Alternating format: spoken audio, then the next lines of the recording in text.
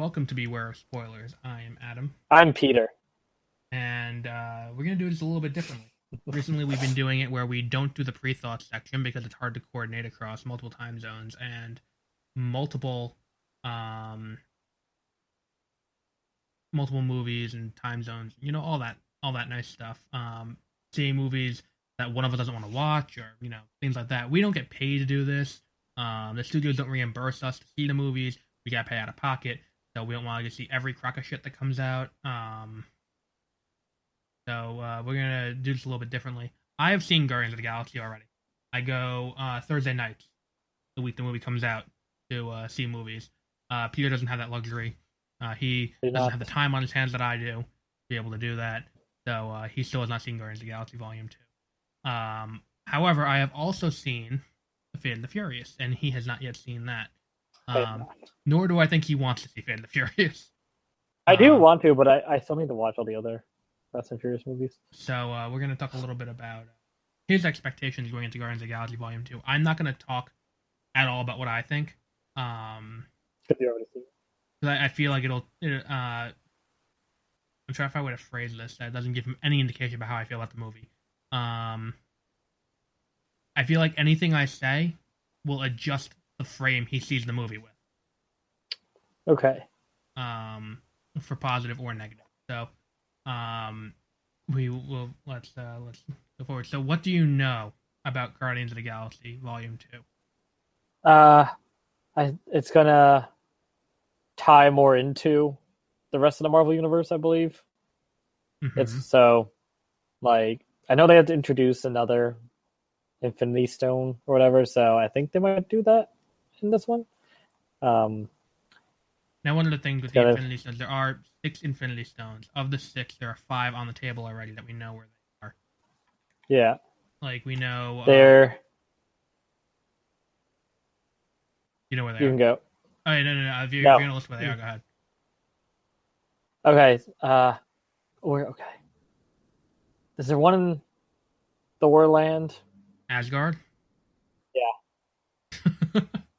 Yes, there's one in Asgard. The Tesseract is in Asgard. All right, that's one.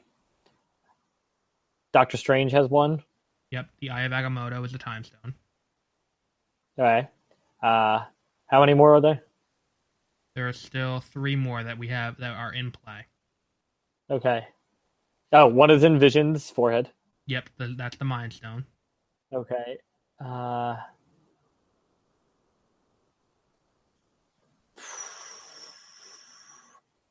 Hold on. I want to do this. Do you want me to tell you the 2 that are left? Yeah, just tell me what they are. And I can The figure it Ether? out. Is that the and liquidy one? Yes, the Ether and the Orb are the 2 to the left. Okay. I forgot what happened with the liquidy one. That one was explained away in a post-credit scene, so I don't fault you for not knowing where that one is. Yeah. Okay. Do you want me to tell you? Or do you want to... Then I don't know what the orb one is either. The Orb is currently in the possession of the Nova Corps on Xandar. That was it. Okay, that's what I think they're gonna. Is Glenn close in this one? She is not. Oh, damn it! Neither I thought is they were gonna John go C. into. Okay, so maybe Nova Corps is not that important. I don't know what their like mission is. I don't know what they're gonna do with that. Mm-hmm. Or like they're gonna get Earth on their radar or something. Well, he knows what Earth is, so I guess that's a possibility. Mm-hmm. And the Ether is currently, well, I don't know if it still is, but last we saw it was in the possession of the Collector. Oh yeah, I forgot about that. And Volstagg drop it off in the post-credit I scene. completely forgot that happened. Okay. We do know Kurt Russell is in the movie. Oh yeah, I forgot about that too. Kurt Russell playing Ego the Living Planet. Really the first major foray for Marvel into the world of the cosmic. I know Guardians of the Galaxy was the first really step into the cosmic side of Marvel, but with Severed Head, the Celestial and all that. But having a interaction with a cosmic character, this is their first real time doing that. And Kurt Russell does a great job acting. Which, I mean, he's Kurt Russell. I don't think there was any indication that he wouldn't do that. Like, but he does not phone it in this movie, so you have that to look forward to at least. That's good. What else is there? Sylvester Stallone's in this movie. Oh fuck yeah! He is not playing Judge Dredd. I was disappointed. I remember reading it's like his costume looks a lot like his costume in Judge Dredd, and I'm like, no. But no, he is not playing Judge Dredd. Who else is in this movie? All the cast. The main cast is returning. Pom Klementieff is switching sides from DC to Marvel, and is playing Mantis. Dr. Mantis. No. Dr. Mantis Toboggan. No. That's from Always Sunny in Philadelphia. Okay, I haven't seen. I still haven't watched. I've been intending That's Frank has an alter ego that is a doctor, and it's the doctor's name is Dr. Mantis Toboggan. That's like the first episode he premieres. He's trying to impress a girl, and he's like, "Oh, sorry, I dropped my Magnum condom for my monster dog. I'm Dr. Mantis Toboggan." Who else is in this movie? Well, Pom Klementieff was Mercy in what's it called? Batman v Superman. Oh, The Asian assistant that follows around Lex Luthor until he blows her up. Then there's also someone else big. Miley Cyrus is a small cameo in this movie. Ooh, exciting. Who else has a small cameo? There's someone else who has a small cameo. Oh, there's you're gonna sit through the post credit. You're gonna sit through the credits. Obviously, there are post credit scenes. There's a song in the post credit in the credits that's an original song written by. Fuck, I forgot his name. Chris Pratt? No, from Baywatch. David Hasselhoff? Yes. That's really good. Okay, he I appreciate writes the song for it. He did that for Kung Fury also. He is in the movie as well. He has a small cameo. Then there is Michael Rooker returns as Yondu. What was the other thing? There was a very, very blink and you'll miss it cameo by a certain character that makes their debut in Thor Ragnarok. Ah, that's interesting. Yeah, and it's in the credit. It's in the credit. It's not like he doesn't even have any lines. It's in the credits. It's like a fun moment in the credits. What else is there in this movie? What else do you know about the movie going into it? Nothing really. I have no idea what they're gonna do.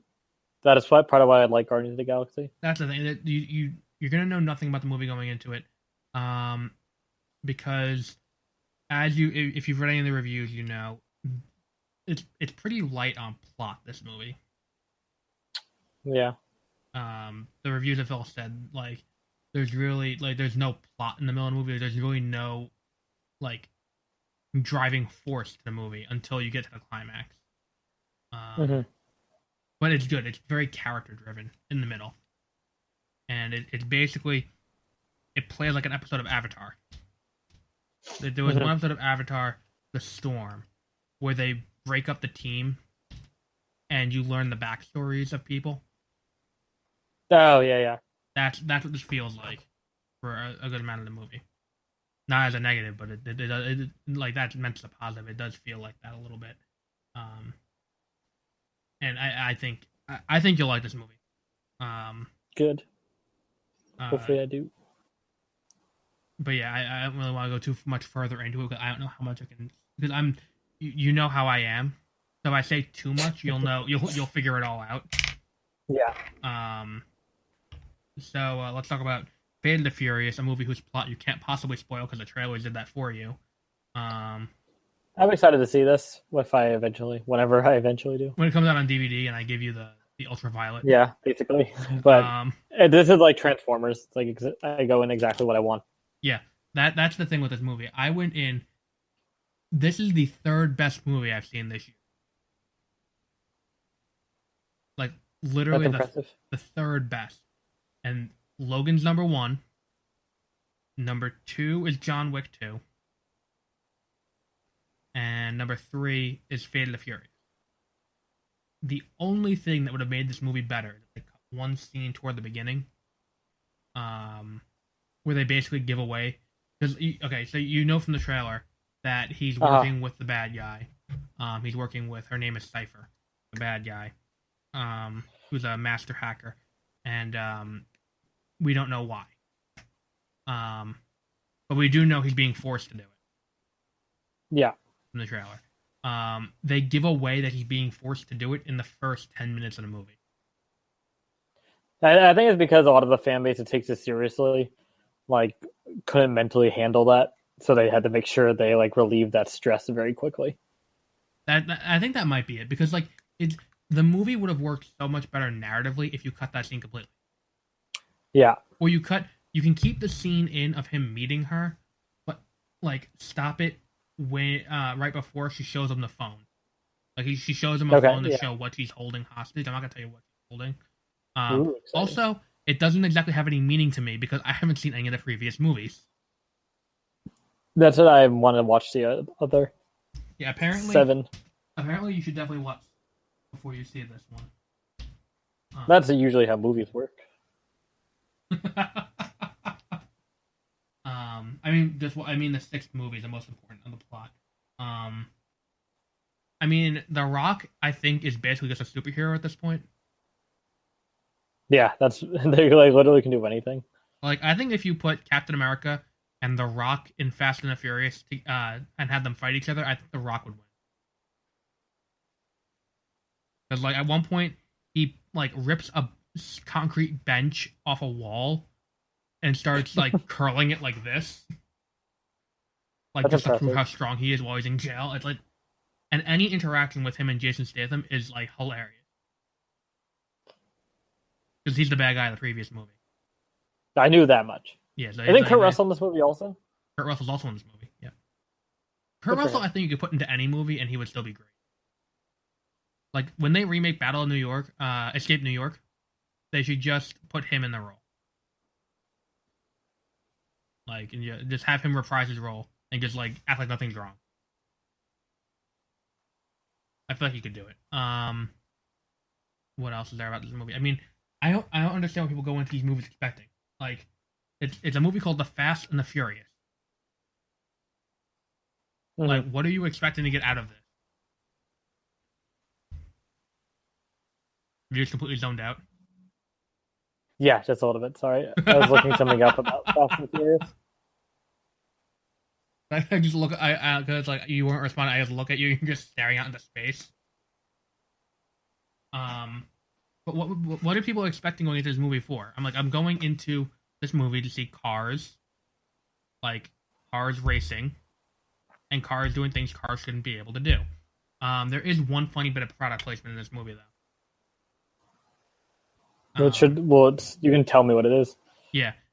She during like there's a second bigger fight scene, but like there's a big action sequence where she's hacking cars in New York City, and like it zooms in on the the entertainment system, or I don't know if it's I don't remember if it's the entertainment system or like the where the speedometer is, and it shows Jeep Grand Cherokee.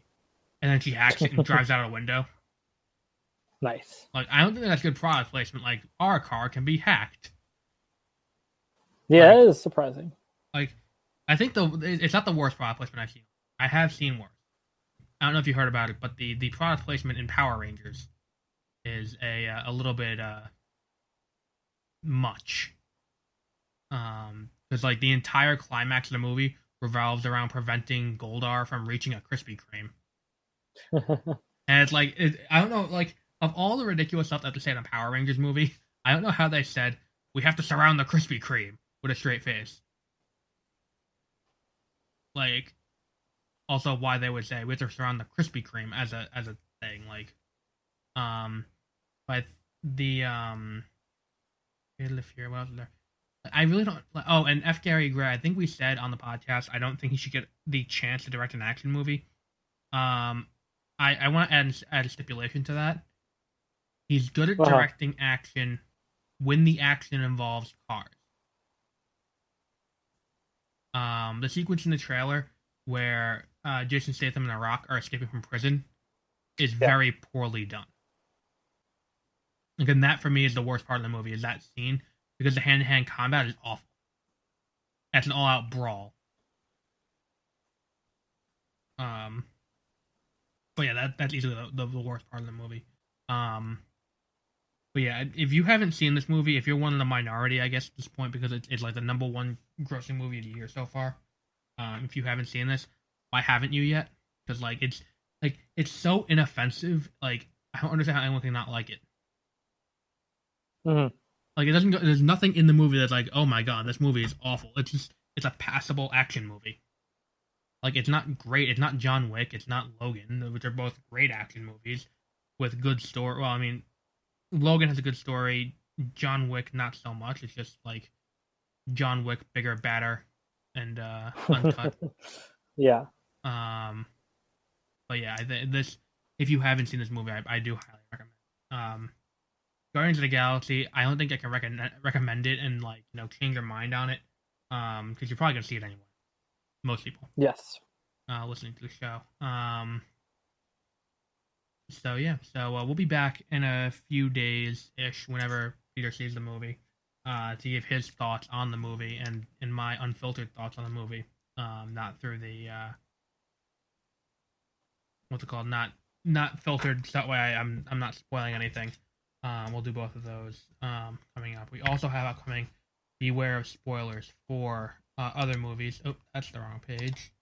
Our next one after we do Guardians of the Galaxy Volume 2 is Wonder Woman. A movie Exciting. which yeah, be excited if you want. I mean, it's not like I'm gonna give you the same advice I gave you before Age of Ultron. If you remember what Hmm. that advice was, Which was lower your expectations. Have you lowered your expectations? no, no. I enjoyed those movies. Now lower it again. But yeah, that's the that's the advice I'm gonna give you about that. And then we're not doing are we gonna do Transformers or we're not doing Transformers? Cause I have Transformers on the list. Spider-Man: Homecoming, we're definitely doing. Um, maybe we'll have another good Spider-Man movie. Maybe we won't. If history's any indication, probably not. Um, War of the Planet of the Apes, I guess. Dunkirk, I'm all on board for. I am excited for that. Um, oh, I never saved this. That's why it's all messed up. I still have Alien Covenant in 8-4, which got pushed up to this month, and I still have X-Men Gambit on this list, which is never coming out, I guess. But we do have Justice League, which is still indicated as Justice League Part 1 on my list in November. We do have other movies. I'll have to remake the list, but we do have other movies. But the next one will definitely be Wonder Woman. When we do the Wonder Woman episode, that's when we'll do our mid-year rank. Cool. You know how we do that every year, the mid-year. Yes. How do we rank the movies that we've seen so far? And we're not going to limit it to movies that we've done the show on. So like if I've seen, like let's say I see The Circle or Colossal or something like that, I'm going to include that in my ranking. But yeah, and that will be our next one. And then I don't know, we're not doing Pirates of the Caribbean. I don't think so. Okay, I'm going to see Pirates of the Caribbean only because I want those bonus points. But I'm not going to force you to see that one. So yeah, so we will be back in a few days with Guardians of the Galaxy Volume 2. Our thoughts after seeing the movie. I might see it again before we do that. But I think personally I need a second viewing. Okay. So yeah, so we'll be back with that.